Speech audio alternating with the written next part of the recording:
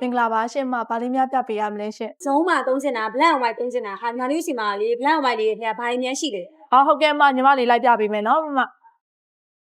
ဒါလေးကတော့ Canon brand ရဲ့ MS3010 ဆိုတဲ့ laser printer လေးပါမ အော်မကလေမိတ္တူတွေလည်းဆွဲကျင်သေးတယ်ဒီဟာရောမိတ္တူဆွဲရင်ရောအဆင်ပြေလား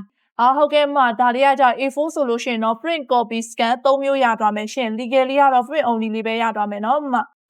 तू ကလေဝယ်မယ်ဆိုလို့ရှိရင် original cartridge ကပါပြီးသားလား ဟုတ်မဒီ printer လေးမှာဆိုလို့ရှိရင်တော့ original cartridge ကတော့တစ်ထောင်ပါပြီးသားဒါပေမဲ့ test print အတွက်ပဲပါတာပါရှင်မ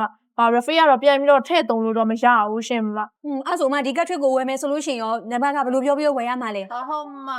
ဝယ်မယ်ဆိုလို့ရှိရင်မT2585 ရဲ့ cartridge လေးဆိုပြီးမှအင်းဝဆိုင်ခွဲ9ဆိုင်လုံးမှာဝယ်ယူလို့ရပါရဲ့ရှင်အမရုံးမှာလေ printer ကြီးပြက်နေရရှိရဲ့အဲ့ printer လေးလည်းမစာပြပြချင်တယ်ဒီမှာစာမစ်စင်တာရှိလား ဟုတ်ကဲ့မ service center လေးလည်းရှိပါရဲ့เนาะယူခဲလို့ရပါရဲ့ရှင်အဲ့ဆိုတော့အဆင်ပြေပါပေါ့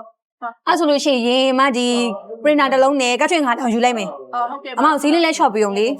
မဈေးနှုန်းလေးကတော့ညီမတို့အင်းဝမှာတော့အတန်ဆုံးဈေးနှုန်းလေးပါပဲเนาะစိတ်ချပါရှင် Okay ညီမလေးယူလိုက်ဒါယူလိုက်မယ်နော်ဟုတ်အခုညီမပြောသွားပေးတဲ့ Canon brand ရဲ့ MS3010 laser printer လေးကိုညီမလေးတို့ရဲ့အင်းဝဆိုင်ခွဲ9ဆိုင်လုံးမှာလာရောက်ဝယ်ယူဖို့ဖိတ်ခေါ်လိုက်ပါရှင်